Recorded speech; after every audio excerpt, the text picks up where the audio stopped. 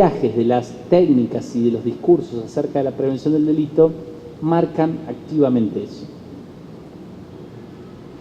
Al mismo tiempo, las cosas son lo suficientemente comunes para que podamos aprender de lo que se escribe en otros contextos, para que podamos leer con interés las investigaciones que se generan en otros contextos y no querramos generar todo desde cero en nuestros propios contextos, que es una tarea ímproba y sobre todo imposible.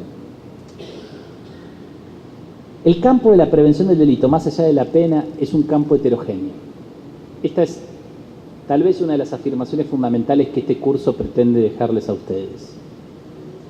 ¿Se acuerdan que yo mencionaba esa frase célebre de Cesare Beccaria en su libro de los delitos y de las penas de 1764 y les decía, es una frase que el sentido común contemporáneo aún comparte, es mejor prevenir el delito que reprimirlo?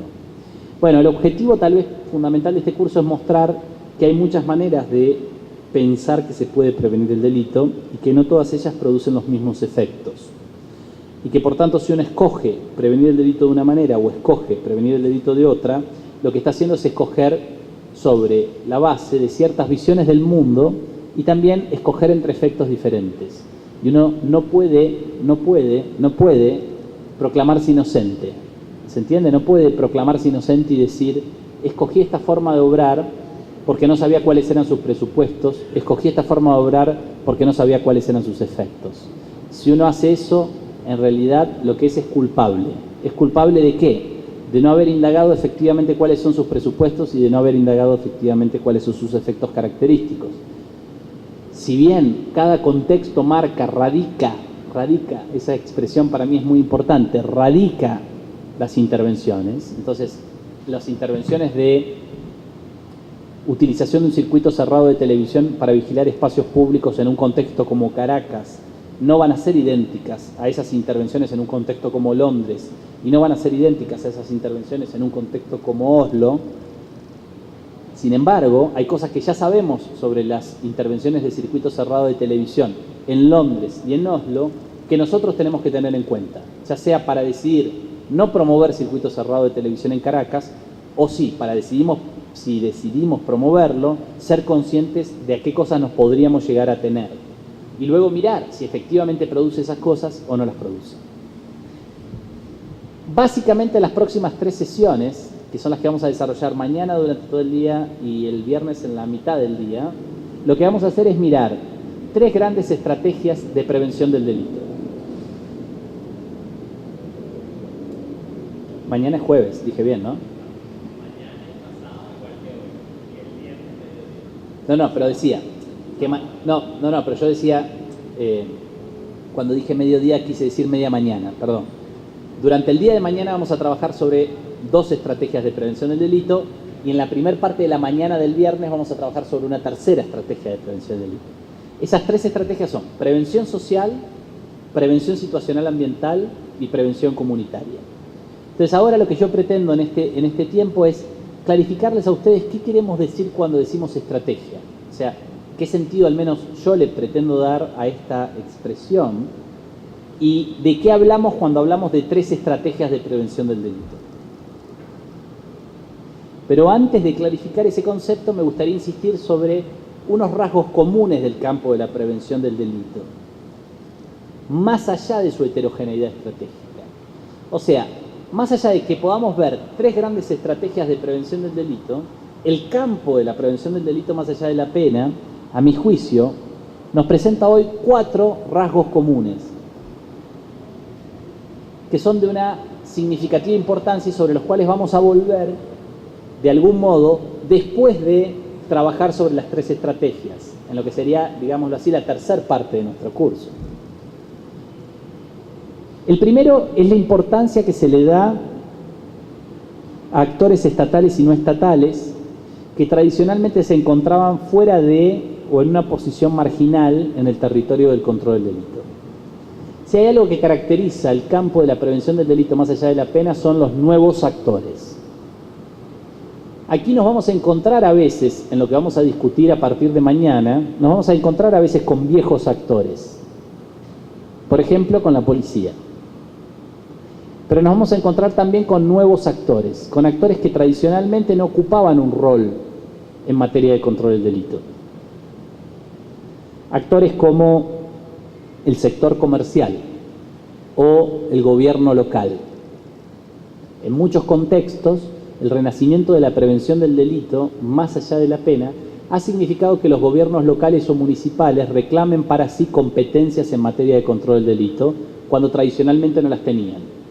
No sé si es el caso de Venezuela. Yo sé que en Venezuela existen policías municipales, pero no sé si eso es algo que existió siempre o es un fenómeno más nuevo históricamente. Pero, por ejemplo, en un país como la Argentina, los gobiernos municipales, en un país como la Argentina, en un país como Chile, en un país como Uruguay, en un país como Brasil, los gobiernos municipales tradicionalmente no tenían ninguna responsabilidad en materia de control del delito. Era un tema que les era completamente ajeno. Era responsabilidad o de los estados o del Estado federal o Estado nacional.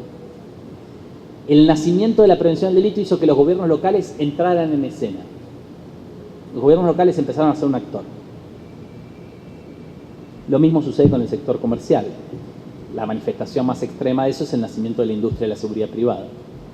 En segundo lugar, otro rasgo que caracteriza el campo de la prevención del delito es la relevancia que se le da a la coordinación y articulación de los esfuerzos públicos entre sí y de los esfuerzos públicos y los esfuerzos privados en el marco de esquemas cooperativos.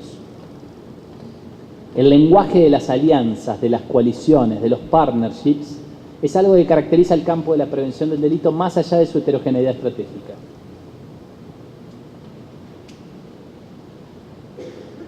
Alianzas entre actores estatales y actores no estatales, alianzas entre actores no estatales. El campo de la prevención del delito más allá de la pena está caracterizado por esa multiagencialidad o interagencialidad. Tercer elemento, la importancia de la localidad. Este es un elemento sobre el que también vamos a volver en la tercera parte y es muy importante. Si hay algo que caracteriza el campo de la prevención del delito más allá de la pena, es el énfasis puesto en lo local. La idea de que el delito, la sensación de inseguridad son fenómenos altamente locales. ¿Qué quiere decir esto? Que se manifiestan aún en el contexto de un mismo país o en el contexto de una misma provincia o estado de manera muy diferente en contextos urbanos específicos. Y por ende, a partir de ese diagnóstico, el reclamo de que las intervenciones den cuenta de esa localidad. O sea, que la intervención se ajuste a la especificidad local. Algo que, como vamos a ver, es mucho más fácil de decir que de hacer. Por lo general se dice mucho, se hace poco. Pero bueno, es un rasgo que caracteriza al campo de la prevención del delito. En cuarto lugar, y último, la relevancia que se le da, de nuevo, sobre todo retóricamente, a la producción de conocimientos científicos sobre el delito y la sensación de inseguridad, tanto para la generación de un diagnóstico previo a las intervenciones como para la generación de una evaluación de las intervenciones. El campo de la prevención del delito, más allá de la pena, ha nacido bajo la égida de un nuevo cientificismo, de una nueva apelación a la ciencia como un instrumento para la producción de las intervenciones, para la producción de las políticas. Una ciencia que debe intervenir para diagnosticar el problema, una ciencia que debe intervenir para evaluar las intervenciones.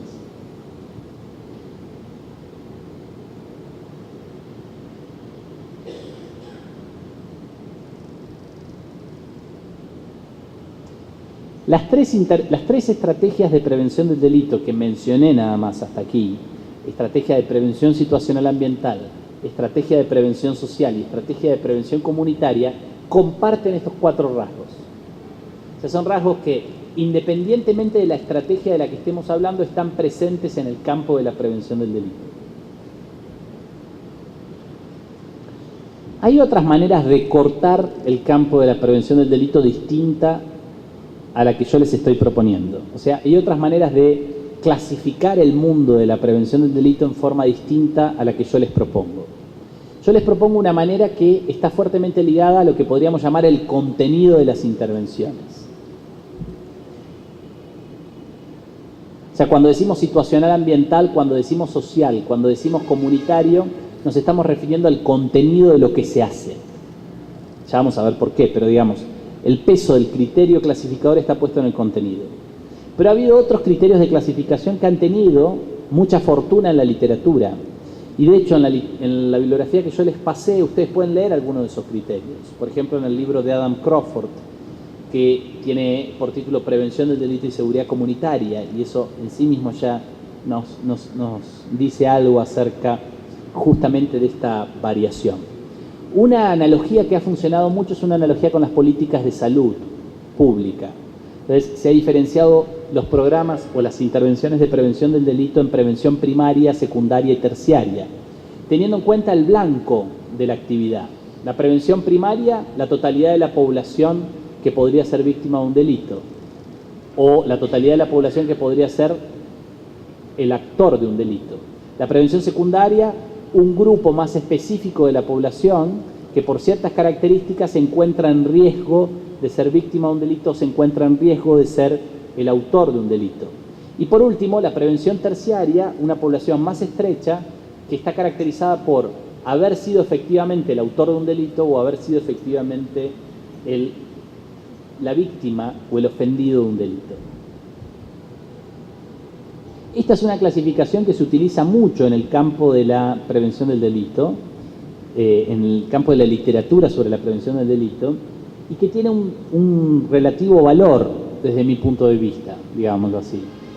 Pero creo que si uno tuviera que cortar el campo de la prevención del delito con un solo criterio, si uno tiene que escoger el criterio anterior, el criterio que yo les presenté me parece un criterio más importante.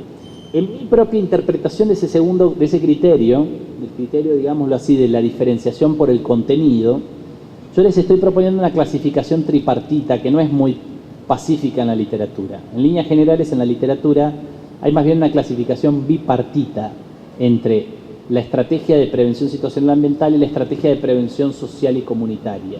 Pero por razones que creo que van a quedar claras a medida que vayamos avanzando, a mi juicio es necesario separar la estrategia de prevención social de la estrategia de prevención comunitaria, y anticipando un poco la razón, digamos, aunque ahora quede muy esquemáticamente presentada, esto se debe a que la prevención comunitaria, a mi juicio, no es otra cosa que una especie de híbrido entre la prevención social y la prevención situacional ambiental.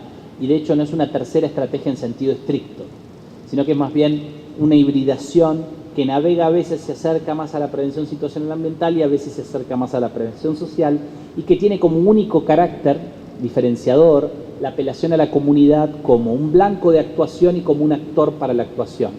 Ya vamos a mirar todos estos rasgos en forma detallada más adelante. Ahora, ¿por qué estrategia? ¿Qué quiero decir cuando utilizo la palabra estrategia? ¿Qué sentido tiene aquí la utilización de la palabra estrategia para referirse a estas tres variantes de la prevención del delito? La palabra estrategia para mí identifica un conglomerado de formas de pensar y formas de practicar la prevención del delito más allá de la pena, que poseen efectos sociales, políticos y culturales característicos. Es decir, es una especie de alianza entre maneras de pensar y maneras de actuar, pero que además está ligada a unos efectos característicos que podemos conocer por la investigación empírica que se ha venido desarrollando en los últimos 30 o 40 años en distintos contextos sobre este campo de la prevención del delito más allá de la pena. Es decir, esta clasificación no es una clasificación en base a principios exclusivamente, es una clasificación en base a principios y efectos, a principios y a consecuencias. En tanto forma de pensar, cada una de estas estrategias involucra una serie de presupuestos teóricos y políticos. Presupuestos teóricos, entendiendo por tales presupuestos que están vinculados al campo de saber que se ha venido construyendo interdisciplinariamente, transdisciplinariamente, desde fines del siglo XVIII en adelante sobre el delito y el control del delito. Eso que, a falta de mejor término, algunos de nosotros preferimos seguir llamando criminología. Entonces hay ciertos presupuestos de teorías criminológicas que juegan en cada una de estas estrategias. Pero también presupuestos políticos, es decir, visiones acerca del mundo que involucran compromisos políticos, compromisos éticos. Es decir, que esos presupuestos teóricos y políticos responden a preguntas tales como ¿qué es el delito? ¿Cuáles son las causas del delito? ¿Cuál es y cuál debe ser el rol de los actores estatales en esta materia? ¿Cuál es y cuál debe ser el rol de los actores no estatales en esta materia? Etcétera. Hay una cosa que quiero advertir. Decir que cada estrategia tiene presupuestos teóricos y políticos no quiere decir que tenga presupuestos teóricos y políticos coherentes o enteramente coherentes. En cada una de estas estrategias, en algunas más y en otras menos, como lo vamos a ver a partir de mañana, hay distintos niveles de tensión. En algunas hay más nivel de tensión. El nivel máximo de tensión lo vamos a ver en la estrategia social. En otras hay menos nivel de tensión. El nivel mínimo de tensión lo vamos a ver en la prevención situacional ambiental. Pero quiero decir, no es que haya algo así como un presupuesto, un conjunto de presupuestos teóricos y políticos que caracteriza cada estrategia. Lo que hay son varios presupuestos teóricos y políticos que cimientan la estrategia y que a veces pueden estar un poco en tensión entre sí, pueden tener sus problemas entre sí, no es que se unan saludablemente. Es por eso que muchas veces se hacen cosas en el nombre de la prevención social del delito que son muy distintas entre sí. Entonces hay gente que dice, yo soy partidario de la prevención social del delito, y dice luego, bueno, lo que yo quiero hacer es una escuela para que los padres aprendan a ser padres y cumplan bien su rol de padres como un mecanismo de control social informal de sus niños, incorporándole a los niños unas definiciones acerca de lo que está bien y lo que está mal y que lo hagan efectivamente. Y hay gente que dice, yo soy partidario de la prevención social del delito y pienso que hacer una escuela de padres es una pavada enorme y un gasto de plata que no sirve para nada. Pero creo que hay que hacer prevención social del delito rescatando a los niños y a los jóvenes que están excluidos socialmente, abriéndoles un camino de oportunidades para ingresar al mercado de trabajo a través de la formación laboral y a través de la creación de bolsas de trabajo que tengan como blanco privilegiado de los niños que viven en esos barrios excluidos socialmente. Estas dos intervenciones se hacen en el nombre de la prevención social y tienen presupuestos teóricos radicalmente distintos entre sí, que en el debate teórico del campo criminológico no solo son distintos, sino que están enfrentados a muerte. Son gente con la que no se habla, unos no se hablan con los otros. Entonces, todo eso coexiste dentro de una estrategia. No quiero transmitirles a ustedes que las estrategias son lugares pacíficos, en donde todo el mundo está de acuerdo. En las estrategias también hay combates. Entonces hay combates entre estrategias y hay combates al interior de cada una de estas estrategias. En algunas estrategias más que en otras. Ahora, decíamos, hay un conjunto de presupuestos teóricos y políticos que vamos a anatomizar en cada una de las estrategias. De hecho, nosotros vamos a empezar describiendo cada estrategia, anatomizando esos presupuestos teóricos y políticos, describiendo esos presupuestos teóricos y políticos y describiendo en parte también su variedad. Ahora, también cada estrategia implica técnicas de intervención. Uso la palabra técnica de intervención en un sentido un poco figurativo, no en un sentido estricto. A los promotores del circuito cerrado de televisión le encanta que yo use la palabra técnica de intervención, porque parece reforzar el carácter técnico de las intervenciones. Y como ya dije hoy al principio de todo, las intervenciones son siempre de naturaleza política. No hay ninguna intervención en este campo que no sea de naturaleza política. Pero cuando digo técnica de intervención estoy usando una expresión de un autor que yo también presenté como una posible lectura que es muy interesante, que se llama Pat O'Malley. Es un autor australiano que escribió un libro muy interesante llamado Riesgo, Neoliberalismo y Justicia Penal, que fue publicado en el año 2006, y que propone este concepto para hacer referencia a las maneras de actuar dirigidas a la manipulación del mundo físico-social de acuerdo a rutinas determinadas. Es decir, cada estrategia alberga técnicas, maneras de actuar que buscan manipular el mundo físico y social para producir unos determinados resultados que son coherentes con ciertos presupuestos teóricos y políticos. Esas técnicas de intervención, de nuevo, no son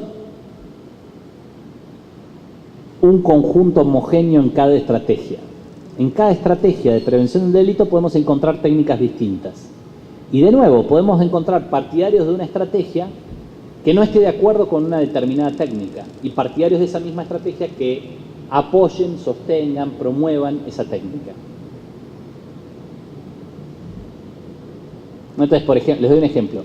Si el problema que tenemos que resolver es la difusión de homicidios dolosos entre personas conocidas y familiares en un barrio de la ciudad de Caracas, y un promotor de la prevención situacional ambiental dice que la manera de resolverlo es mejorar el patrullaje policial en ese barrio, inaugurando además de patrullaje motorizado, patrullaje a pie, muchos teóricos de la prevención situacional ambiental dirían, eso es una pavada.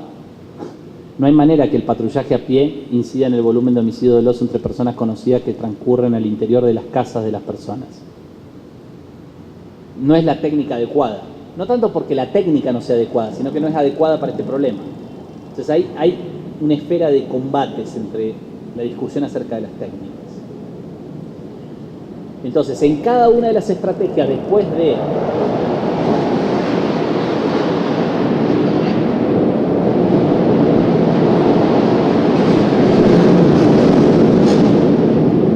¿y eso qué fue?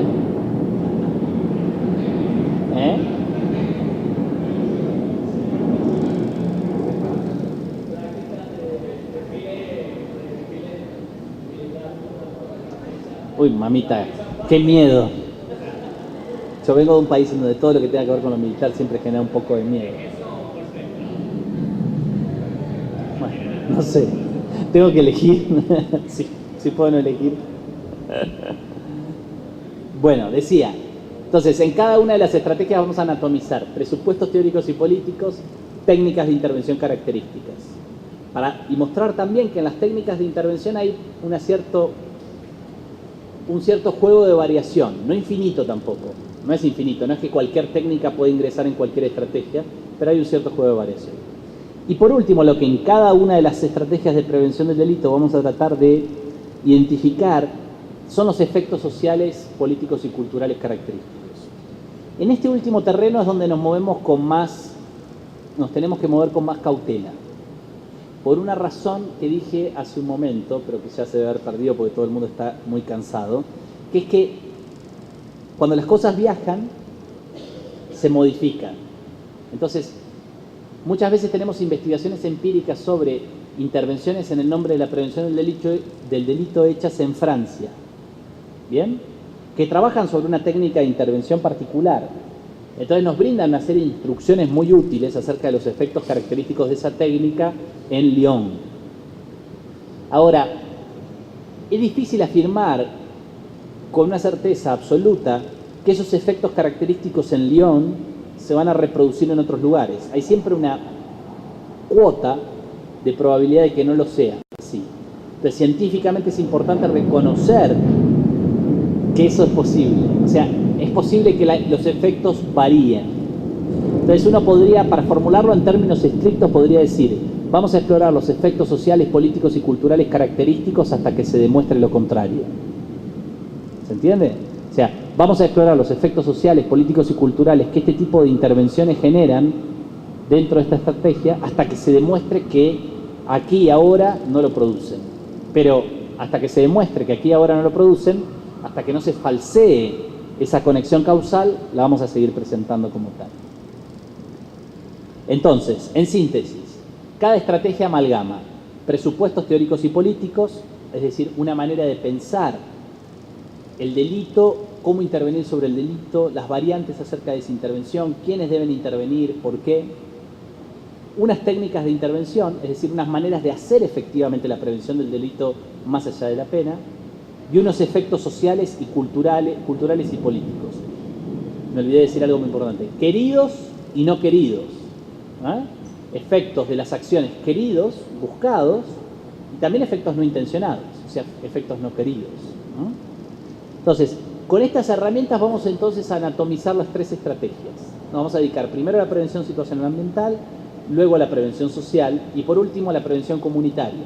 Si tenemos suerte, si empezamos temprano mañana, seguramente vamos a poder hacer las dos primeras estrategias y dejaríamos la tercera, la estrategia de prevención comunitaria, para el día viernes en el primer bloque de la mañana. Porque en gran medida es una estrategia que, como decía, es una hibridación de las dos anteriores, por ende tenemos que visitar las dos anteriores para entender la tercera. ¿Alguna pregunta hasta acá o sobre algo que haya quedado pendiente, pregunta o comentario sobre algo que haya quedado pendiente del bloque anterior, del bloque antes del almuerzo, donde nos fuimos todos un poco desesperados.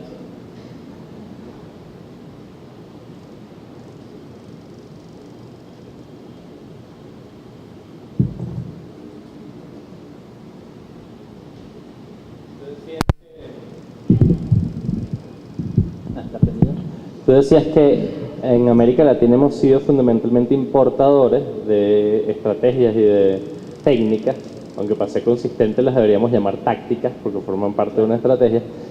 Y mi pregunta es si no se ha producido nada en América Latina, es decir, si hay alguna técnica o táctica o alguna experiencia propia de América Latina, o que la resignificación de la experiencia en América Latina sea tan radical que podamos decir, bueno, aunque tenga el mismo nombre, hay una dimensión específica. Sí, ciertamente. Las dos cosas que marcabas me parece que están presentes en América Latina. Hay algunas intervenciones que se han gestado en América Latina en materia de recuperación de espacios públicos y de utilización de espacios públicos. Y hay algunas intervenciones con niños y jóvenes excluidos socialmente, en términos de reducción de la vulnerabilidad social, reducción de la exclusión social o la desafiliación social, en donde ha habido innovaciones muy importantes en el contexto de América Latina que muestran, digamos, intervenciones que son difíciles de traducir en los términos de los contextos de origen, digámoslo así. Ahora, dicho lo cual, digamos, todas esas intervenciones nacieron de algún proceso de importación, aunque mínimo, ¿no? Digamos, nacieron de algún proceso de importación, por ejemplo, de la idea de que es necesario hacer prevención social, es decir, una prevención que interviene sobre las causas sociales de la criminalidad. Y en la manera de entender las causas sociales de la criminalidad ha habido importaciones de vocabularios teóricos producidos en otros contextos. Digamos, entonces más bien lo que hay es como, digamos, tal vez una especie de hibridación entre un proceso de importación mínimo, digámoslo así, y un amplio nivel de creatividad local, de innovación local, que le da a esas intervenciones unas características definidas. Eso hace que, por ejemplo, hoy en materia de prevención social en algunos países de América Latina encontremos intervenciones que se plantean unos problemas y unas formas de intervención que sean difíciles de encontrar en muchos países centrales, digamos, que son intervenciones que uno puede pensar que están en retirada en los países centrales, o por el contrario, como apuntan algunos comentaristas como Pat O'Malley, que de algún modo están reemergiendo ahorita mismo, en este mismo contexto, ¿no? Digamos, pero que eran intervenciones como los CAPs, ¿no? Muy típicas de la edad de oro del estado de bienestar en esos países, que desaparecieron prácticamente durante el auge de la nueva derecha, y que en el marco de estos gobiernos de hibridación entre la nueva derecha y componentes neo-welfaristas empiezan tímidamente a renacer. Vamos a dar algunos ejemplos de eso. Entonces ahí hay algunas cosas que aparecen como incorporadas en las intervenciones que para nosotros en América Latina son mucho más frecuentes de ver. El ejemplo típico de esto es el vínculo con el trabajo. O sea, en el campo de la prevención social. Cuando las iniciativas de prevención social se han desarrollado en América Latina, suelen tener un fuerte vínculo en las intervenciones con niños y jóvenes excluidos socialmente, con la reconstrucción de un camino hacia el trabajo, de una rehabilitación de la cultura del trabajo, de brindar oportunidades laborales. Durante 20 años en los países centrales las iniciativas de prevención social hacían cualquier cosa menos eso. O sea, digamos, más bien se recostaban en otros vocabularios que no veían al trabajo como un vehículo de construcción de una trayectoria vital alejada de las carreras delictivas. Digamos, en gran medida por el impacto del neoliberalismo, digamos, ¿no?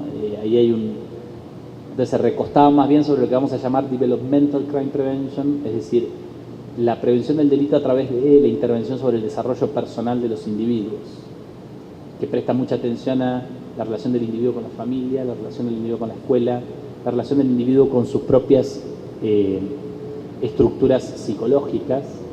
Entonces habilita formas de intervención que son el counseling, por ejemplo, ¿no? O sea, creo mecanismos de aconsejamiento para los niños y los jóvenes que viven en barrios con altos niveles de delito, para que trabajen en las escuelas con ellos, para que los aconsejen sobre el plan de vida a seguir, ¿no? Entonces le digan, por ejemplo, vos tenés que tratar de trabajar y ganarte el pan con el sudor de tu frente. Luego el niño sale de ahí y no hay trabajo en ningún lado, ¿no? Pero es un buen ejemplo de estos combates adentro de una misma estrategia, pero me parece que también es un buen ejemplo de cómo contextos precisos dan lugar a cosas diferentes entre sí. Sí, la contestación sería sí, pero el flujo norte-sur se mantuvo inicialmente. Después lo que hay algo muy interesante ahora que es el nacimiento de algunas experiencias de viaje sur-sur. Vamos a dar dos ejemplos muy interesantes. Lo que sucede es que son viajes sur-sur entre contextos con distinto nivel de fuerza económica, política y cultural. O sea, entre cierto sur y cierto sur, digamos así. Es lo que...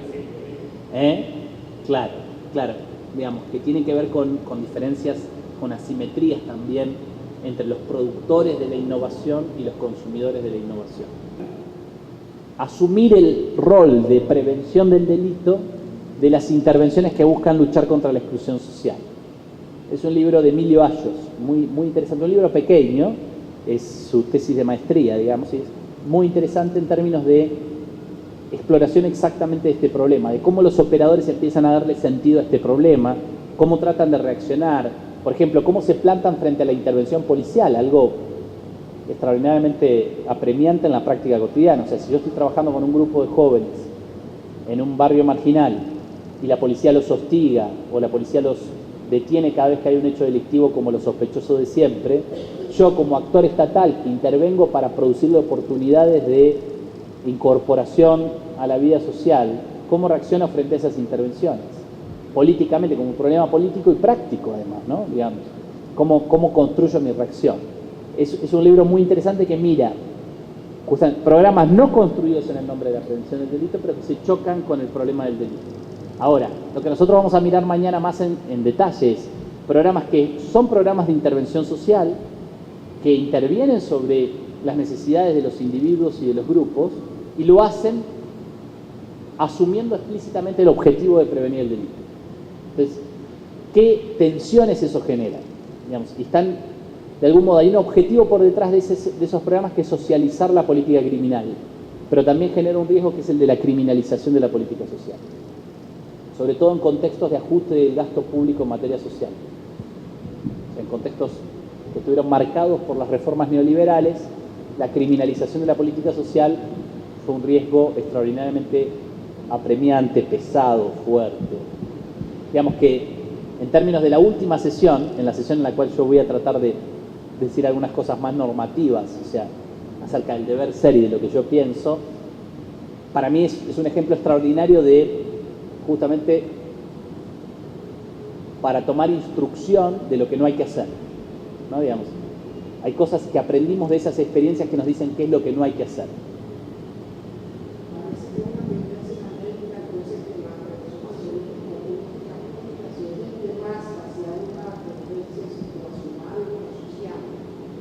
De eso vamos a hablar, no me quiero anticipar, si no me quedo sin discurso para mañana.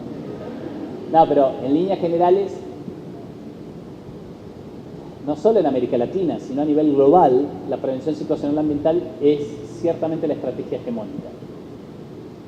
Lo que no vuelve cualquier otra estrategia y cualquier otra intervención buena porque no sea prevención situacional ambiental. Es el problema que tenemos en los debates contemporáneos, sobre todo en contextos de programas políticos de izquierda. O sea, la prevención situacional ambiental es fácil de demonizar, ya vamos a ver por qué es fácil de demonizar, a mi juicio con bastante razón, pero digamos, ya estoy anticipando mis opiniones normativas, digamos. Es fácil de demonizar, pero genera un efecto extraordinariamente perverso, a mi juicio, que es, digamos, como siempre que se construye un demonio, como el demonio está ahí, todo lo demás no tiene ningún efecto perverso, ningún efecto negativo. Entonces hay gente que incluso está en contra de la prevención situacional ambiental y lo dice, y promueve prevención comunitaria, que lo único que hace es hacer prevención situacional ambiental, nada más que en el nombre de la prevención comunitaria. Le cambian el título y hacen lo mismo y producen los mismos resultados. La lucha por la independencia continúa.